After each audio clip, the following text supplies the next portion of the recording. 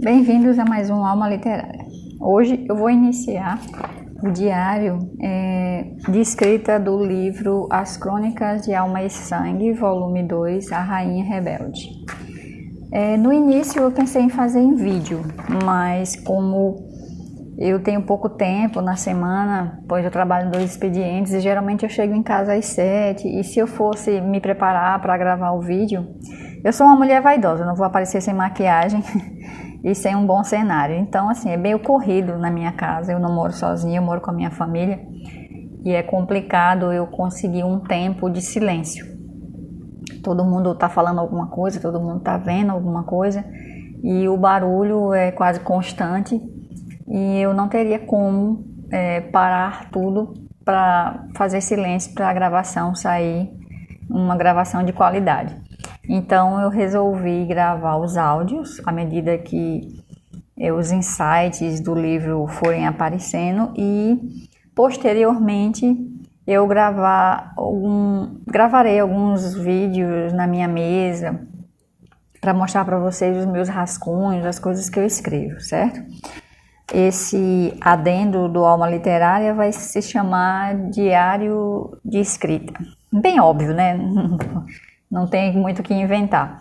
Mas, na verdade, é para falar para vocês como é que se dá o meu processo de escrita. Então, vamos começar. Vamos deixar de enrolation aqui e vamos começar. Quando eu terminei o primeiro livro das Crônicas de Alma e Sangue, que é A Rainha Prometida, eu já fiquei com uma pequena grade de capítulos que eu iria utilizar no livro 2. Eu chamo de grade porque eu geralmente monto o que ficou faltando de um livro para o outro. Eu estava contando 2 histórias paralelas e eu percebi que tinha capítulos demais e era um livro digital e eu não podia passar do meu limite. Eu já passei do limite, é tanto que eu coloquei o livro em formato capa comum no Amazon e ele ficou absurdamente caro devido à alta do dólar e ao número de páginas. Não tem como ficar mais barato. Eu deixei o preço mínimo do mínimo lá, que é permitido, e mesmo assim ele ficou muito caro.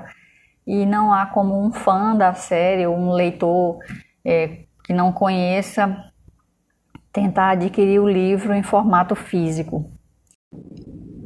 Mas vamos ao que interessa, o diário de escrita. Eu estou com uma grade de capítulos montada, né, que sobrou da história que eu estava contando em 2 tempos, o passado de Elisheva e o presente atual dela.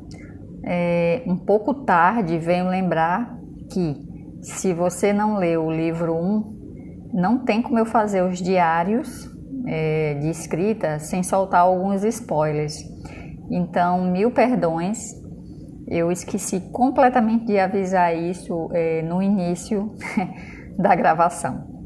Mas vamos continuar.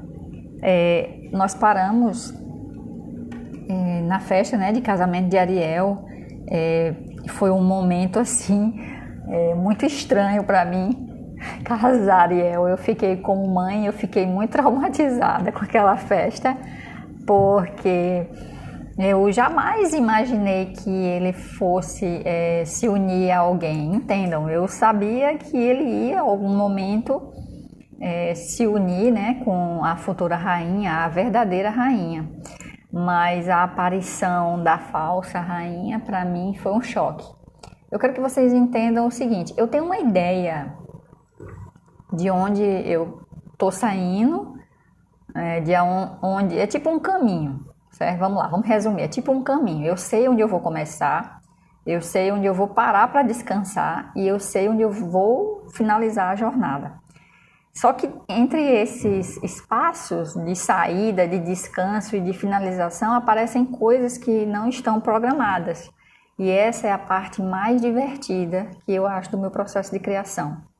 Eu não gosto de controlar isso, porque controlar isso é como prender as rédeas a um cavalo que quer correr. Eu deixo ele correr, porque ele sempre me leva a lugares maravilhosos. Então, assim, eu mesmo me surpreendo, eu me divirto muito com isso. É maravilhoso essas surpresas que aparecem ao longo do que eu estou escrevendo, e é isso que me motiva a escrever. São essas surpresas que a minha imaginação me dá de presente. Então, quando Ariel se viu diante da verdadeira rainha, que ele achava que era a verdadeira rainha, aquele casamento, toda aquela reunião, aquilo tudo me deixou um pouco pirada. Eu fiquei dias pensando realmente em ter que casar Ariel. E foi assim, eu planejei a cerimônia o melhor possível para ele. A cerimônia ficou bonita, mas não era exatamente como ele seria a cerimônia dele com Elisheva. Foi uma coisa toda ritualizada dentro dos conformes do livro, dentro do que a lei manda. Vale salientar que o livro tem um capítulo especial para a rainha, só que ele está sendo suprimido há séculos pelos anciões, por Ordalha, que é a atual líder, né, dos anciões, e ela morre de ciúme da futura rainha. Ela tem ódio, seja ela Cara, seja ela Elisheva, seja ela Isobel, ela odeia qualquer uma que venha a tomar o posto dela. O interesse dela na rainha é sempre grande porque ela vai perder poder. Se ela não puder distribuir e receber a energia do mundo físico que vem através de Ariel, ela vai ser o quê? Nada, né?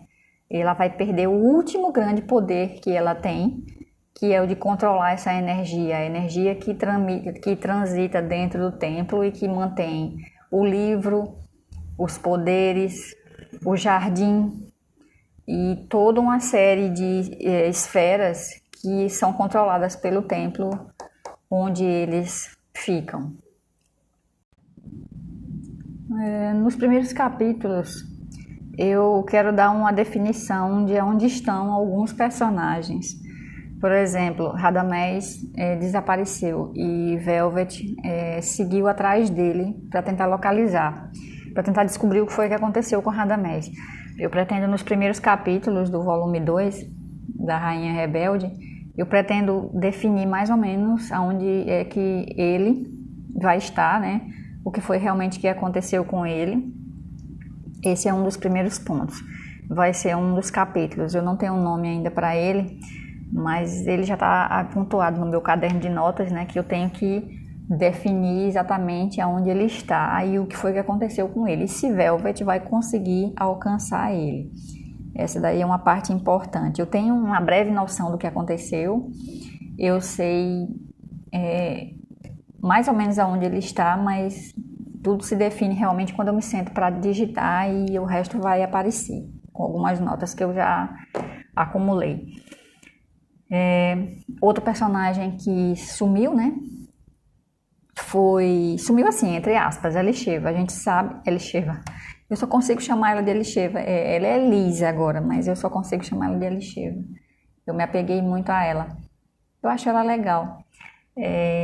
Elise, onde está Elise? Elise, a última vez que a gente viu, ela estava na casa de Theo, né? É a última parada dela. Mas ela não vai ficar tanto tempo assim nas mãos de Theo, não. Vai acontecer uma coisa muito importante e ela vai sair da guarda dele. E eu não posso contar exatamente para onde ela vai, porque senão perde a graça para vocês que vão ler. Mas essas definições aí eu tenho que dar e eu posso falar a vocês. Eu tenho que definir onde está Radamés, como é que Elise está vivendo com Theo e para onde que ela vai. Vai aparecer uma personagem nova para guiar Elise, porque Velvet está enrolado lá com Radamés. E eu não sei se ele vai aparecer nos primeiros capítulos logo, dependendo do que acontecer no capítulo de onde está Radamés, aí é que eu vou saber se ele vai ficar ao lado de Elise ou se ele vai ficar ao lado de algum outro personagem que precise dele.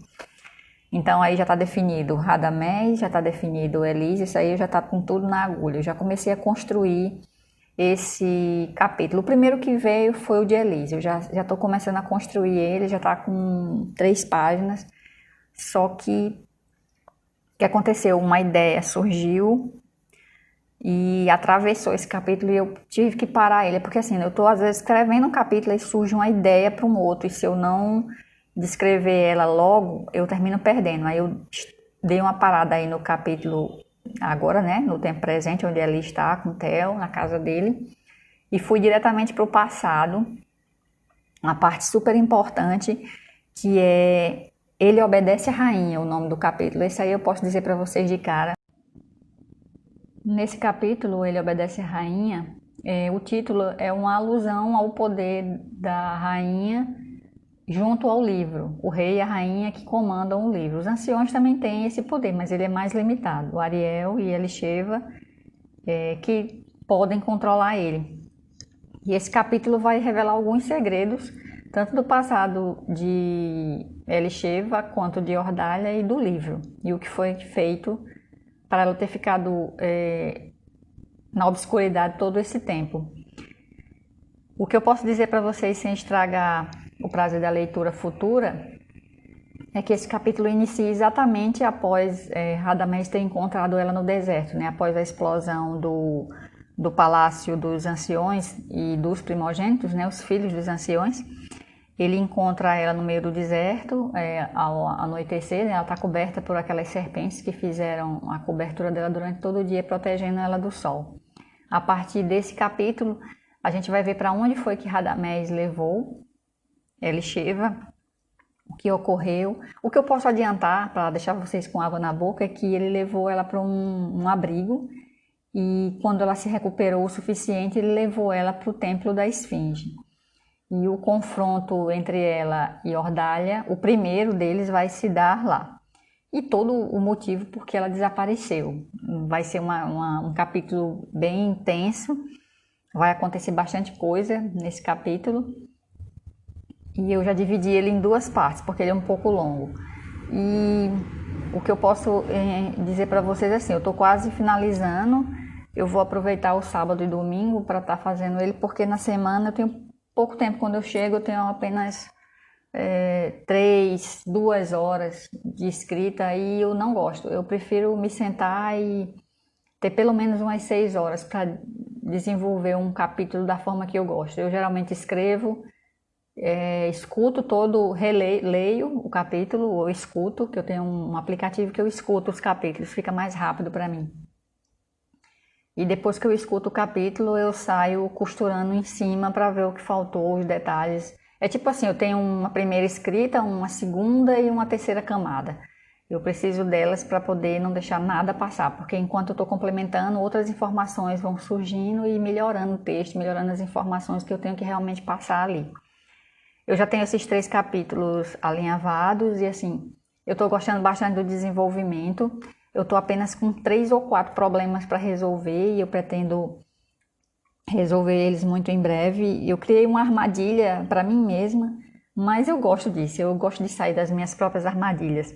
Eu tenho que dar uma definição entre o início e o final, porque eu criei um capítulo impossível de se conectar com os outros. Então eu tenho que achar uma forma de conectar esse capítulo com os demais. E eu não vou jogar 15 páginas fora de um capítulo maravilhoso.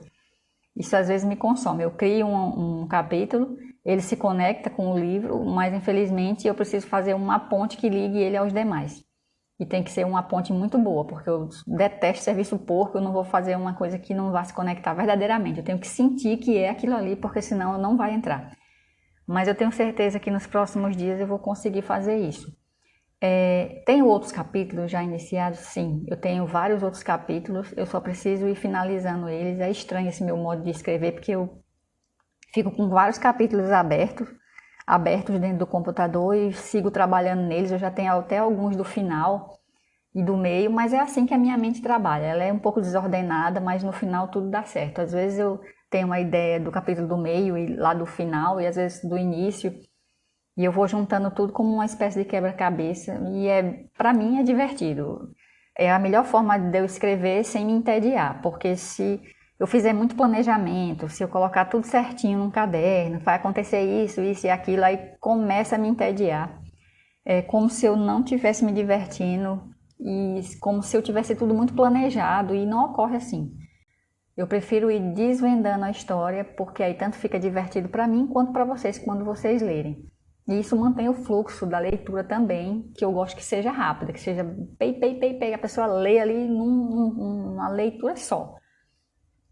Então, esse sábado e esse domingo eu vou me dedicar exclusivamente a escrever. Eu tenho algumas coisas para fazer, eu não vou sair de casa, eu odeio sair de casa no final de semana, porque assim me tira totalmente do ritmo. Eu gosto de acordar de manhã, tomar meu chá, fazer as minhas coisinhas, olhar os meus gatos e finalmente me sentar e começar a escrever. Eu boto meus fones de ouvido e o mundo que se exploda, eu tô ali no meu mundo, eu tô escrevendo. E é isso, eu espero que vocês tenham gostado do primeiro diário de escrita e à medida que eu for fazendo os capítulos, eu vou postando aqui o desenvolvimento. Espero que vocês tenham gostado, se inscrevam no canal, deixe seu joinha, a gente teve um crescimento aí de seguidores, eu agradeço muito a vocês e beijos mordidos.